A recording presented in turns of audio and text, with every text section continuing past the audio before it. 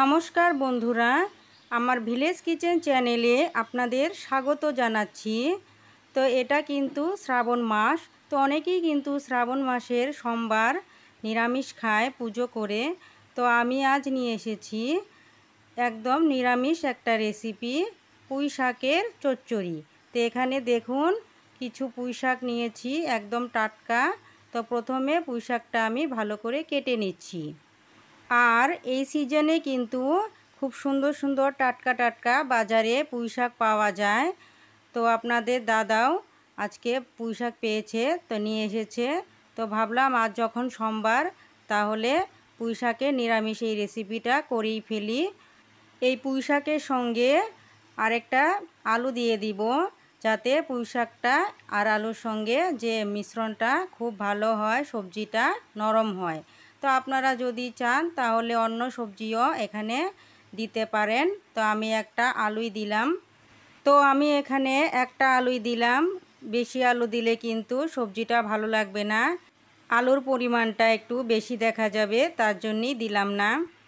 তো আমি যেভাবে পুঁইশাকটা কেটে নিয়েছি, আপনারাও কিন্তু সেই একইভাবে কেটে নেবেন, তাহলে কিন্তু খেতে ভালো লাগবে। তো দেখুন আমি এইভাবে কেটে নিয়েছি। তো এবার আমি এই পুঁইশাকটা ভালো করে জল দিয়ে চটকে চটকে ধুয়ে নিব। তো আমি এখানে একবারই ধোয়া দেখাচ্ছি, কিন্তু 2-3 বার কিন্তু ভালো করে পরিষ্কার করে নিতে হবে। এই রেসিপিটা কিন্তু একদমই নিরামিষভাবে বানাবো।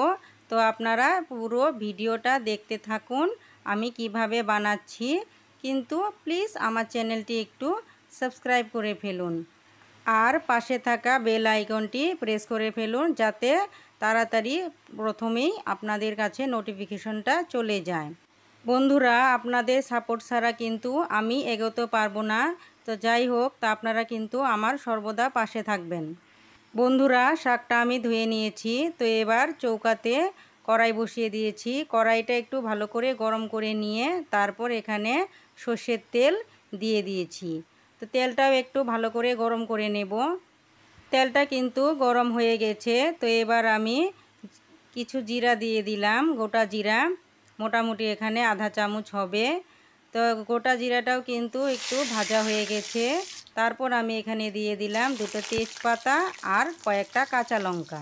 আপনারা যদি চান শুকনো লঙ্কাও দিতে পারেন, কিন্তু কাঁচা লঙ্কাটা দিলেও কিন্তু অন্যরকম একটা স্বাদ আসে।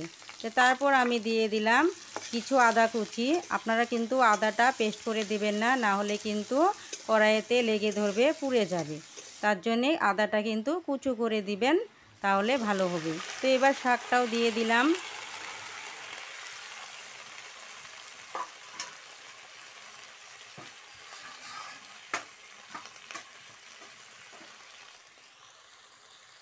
এখন দিয়ে দিব স্বাদ মতো লবণ। যেহেতু এটা নিরামিষ রান্না, তার জন্যে কিন্তু এখানে আমি পেঁয়াজ রসুন একটাও ব্যবহার করব না। তো যাই হোক, আধা চামচ হলুদ গুঁড়ো দিয়ে দিলাম, আধা চামচ জিরে গুঁড়ো দিয়ে দিলাম, তারপর আধা চামচ ধনের গুঁড়ো দিয়ে দিব।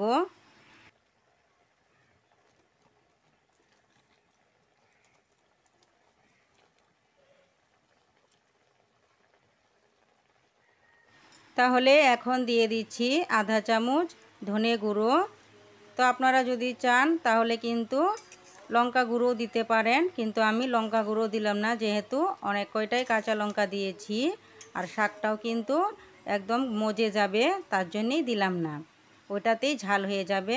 তো এখন একটু নেড়ে চেড়ে নিচ্ছি।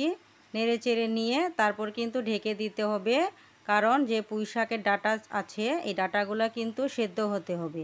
তো তার জন্যে আমি ঢাকনা দিয়ে ঢেকে দিলাম মোটামুটি 15 মিনিট। তা আঁচটা একটু লতে রাখবেন। তা আমি কিন্তু আঁচটা একটু লতেই রেখেছিলাম। তো 15 মিনিট পর ঢাকনাটা খুলে আবার একটু নেড়ে চেড়ে দিচ্ছি।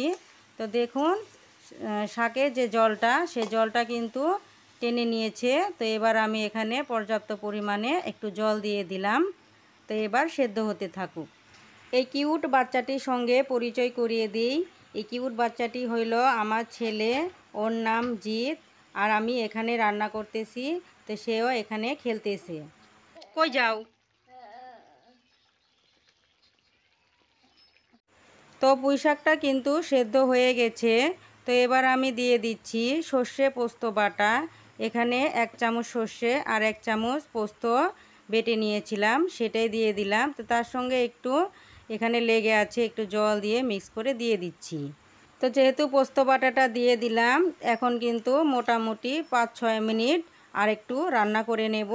তা 5-6 মিনিট রান্না করে নিলেই কিন্তু পুঁই শাকটা হয়ে যাবে। আজকের ওয়েদারটা কিন্তু খুবই সুন্দর, দেখুন।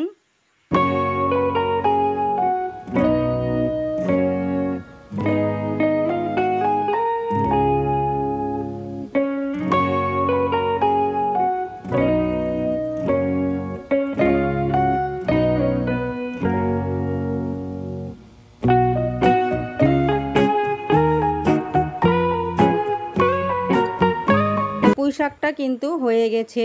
তো এবার আমি নামিয়ে নেব।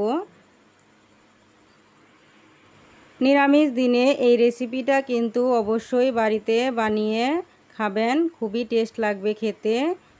তাহলে বন্ধুরা এবার বলুন আমার এই পুঁই শাকের রেসিপিটা কেমন হয়েছে। যদি আপনাদের এই রেসিপিটা ভালো লেগে থাকে তাহলে অবশ্যই কিন্তু আমার চ্যানেলটি সাবস্ক্রাইব করে নেবেন আর লাইক শেয়ার কমেন্ট করে দিবেন। তো ফিরে আসছি আরেকটা নতুন রেসিপি নিয়ে। তো আজকের মতো রাখি।